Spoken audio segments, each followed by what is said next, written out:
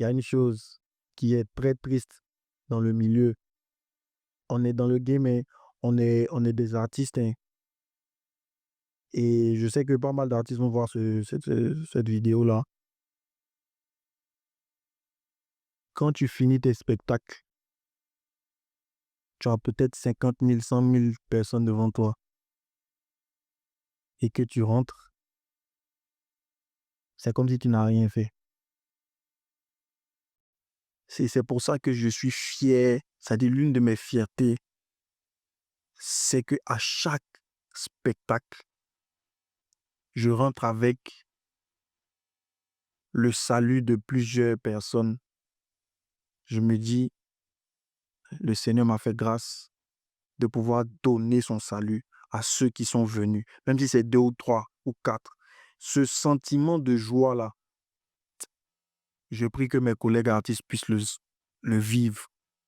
Quand c'est comme ça, quand tu as un concert là, c'est toute une autre approche en fait.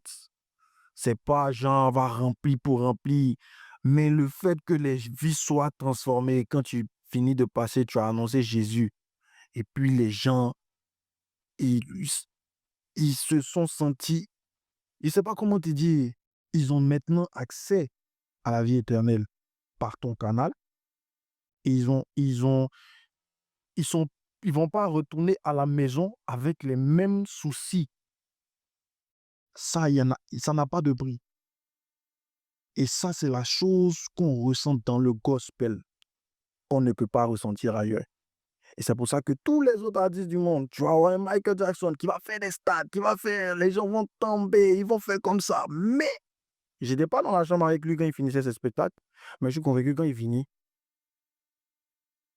c'est fini quoi. Comme si les gens sont venus, ils sont trouvés dans un coin, ils ont fait du bruit, et puis ils sont pas dit Jésus.